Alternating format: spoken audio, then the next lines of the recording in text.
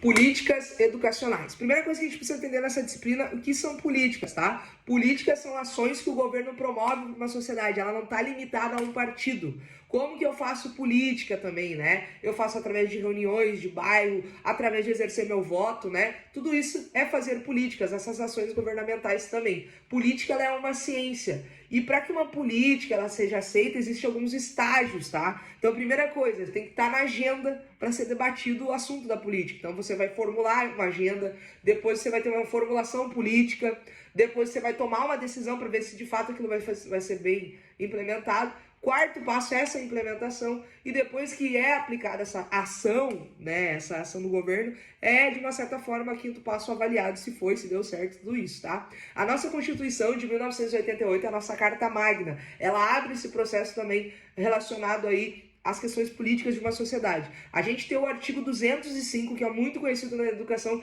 que fala que todos nós temos direitos, né, à educação, e o dever da educação não é só do Estado, também é da família, tá? O artigo 207 da nossa Constituição, ela vai falar sobre a importância das universidades, ela trabalhar os três pilares. Quais os três pilares? Pesquisa, ensino e extensão também. Tanto no processo aí de alfabetização, de letramento, que são as questões práticas sociais, trabalhar nesse sentido. A nossa Constituição, ela também tá, a LDB, que a gente fala, Lei de Diretrizes Básicas, ela bebe da fonte dessa Carta Magna, a primeira carta aí que nós temos relacionada ao nosso país. Por exemplo, a gente teve 3 LDB, exatamente, 3 LDB, a Lei de Diretrizes Básicas, de 1961, tá? Que foi uma lei que foi deixada de lado, foi uma forma de reformar a educação, mas ela não teve tanto acompanhamento. De 1971, que foi a segunda lei da Lei de Diretrizes Básicas, que foi a lei da reforma do ensino, ali do primeiro e do segundo grau, e a nossa terceira lei, que é muito conhecida, que é a Lei 93/94/1996, né? Que é a lei ali que vai implementar vários outros tipos de assunto também. E aí a gente tem algumas divisões também, né, da Lei de Diretrizes Básicas. Primeiro o artigo 1, ele vai falar da educação. Depois vai ter os deveres do Estado, do 4º ao 7º artigo. Depois vai ter a organização educacional, né, do 8º ali até o 20º artigo. E aí depois a gente vai tendo vários outros relação com os profissionais da educação, que vai ser do artigo 61 até o 67, relação das questões recursos financeiros, que vai ser do artigo 68 até o 77, né?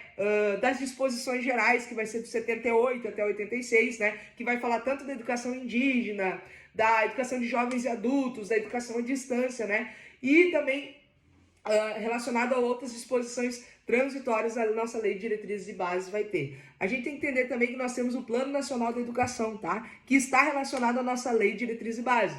Na década de 90, tá? O plano foi chamado de decenal pelo Fernando Collor, nessa época, né? E esse plano era relacionado à educação. E em 1991, Fernando Henrique Cardoso, ele faz um outro plano, dá continuidade, mas chama de Plano Nacional da Educação.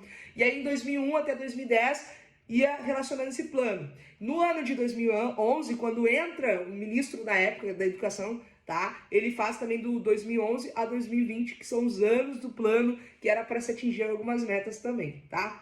A globalização, ela influencia esse processo educacional, influencia diretamente. A gente tem o Banco Mundial, tá? O Banco Mundial, ele foi criado após a Segunda Guerra Mundial exatamente para quê? Para suprir a necessidade de uma sociedade, porque a gente está falando de política, a gente está falando de ações que uma sociedade precisa para evoluir também, tá? Então isso é importante. Nós estamos vivendo uma revolução informacional muito grande de tecnologia, né? A educação foi mudando, tanto é que a gente hoje tem a BNCC, que é a nossa Base Nacional Comum Curricular, né? E outros programas, por exemplo, como o fundo, a gente tem um programa de fundos de investimento, de bibliotecas, de livro na sala de aula, de livro didático, tá? A gente vai ter projetos também como o PRONAC, o Enem, que você conhece muito, o ProUni, que é a Escola para Todos, os Sinais, que é um programa de avaliação também. E uma escola, pessoal, ela precisa ser organizada e pensada no bem de uma sociedade. Então, o supervisor escolar, o coordenador, ele vai ser o profissional que vai estar atuando para ajudar nesse processo. O pedagogo, ele é também alguém que vai ajudar nesse processo educacional também,